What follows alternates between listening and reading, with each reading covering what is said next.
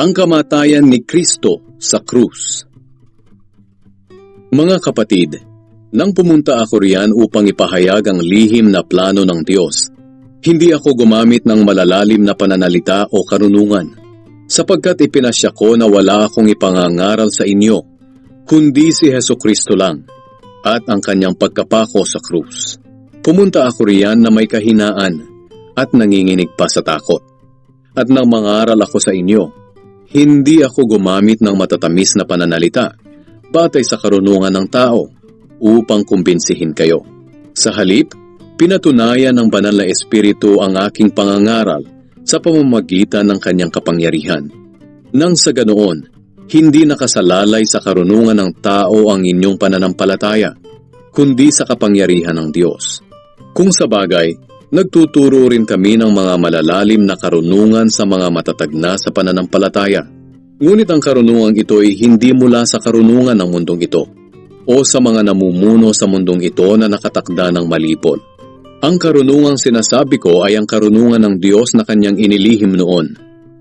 Ito'y itinalaga niya para sa ating karangalan, bago pa man niya likhain ang mundo. Ang karunungang ito ay hindi naunawaan ng mga namumuno sa mundong ito, sapagkat kung naunawaan nila, hindi sana nila ipinako sa krus ang dakilang Panginoon. Ganito nga ang sinasabi ng kasulatan, wala pang taong nakakita, nakarinig o nakaisip sa mga bagay na inihanda ng Diyos para sa mga nagmamahal sa Kanya. Ngunit ang mga bagay na ito'y ipinahayag na sa atin ng Diyos sa pamamagitan ng Kanyang Espiritu. Sapagkat ang lahat ng bagay ay nalalaman ng Espiritu, maging ang mga malalalim na kaisipan ng Diyos. Hindi ba't walang nakakaalam sa iniisip ng isang tao maliban sa kanyang sariling espiritu? Ganoon din naman walang nakakaalam sa iniisip ng Diyos maliban sa kanyang espiritu. At ang espiritu na ito ng Diyos ang tinanggap nating mga mananampalataya, hindi ang espiritu ng mundong ito, upang maunawaan natin ang mga pagpapalang ibinigay sa atin ng Diyos. Kaya nga ipinangangaral namin ang mga bagay na ito sa pamamagitan ng mga salitang mula sa banal na Espiritu, at hindi mula sa karunungan ng tao.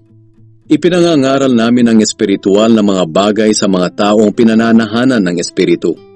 Ngunit sa taong hindi pinananahanan ng Espiritu ng Diyos, hindi niya tinatanggap ang mga aral mula sa Espiritu, dahil para sa kanya, ito'y kamangmangan, at hindi niya ito nauunawaan. Dahil ang mga bagay na ito'y mauunawaan lamang sa tulong ng Espiritu. Sa taong pinananahanan ng Espiritu, nauunawaan niya ang mga bagay na ito. Ngunit hindi naman siya maunawaan ng mga tao na hindi pinananahanan ng Espiritu ng Diyos. Ayon nga sa sinasabi ng kasulatan, sino ba ang nakakaalam ng isip ng Panginoon? Sino ba ang makakapagpayo sa Kanya? Ngunit tayo, taglay natin ang pag-iisip ni Kristo, kaya nakakaunawa tayo.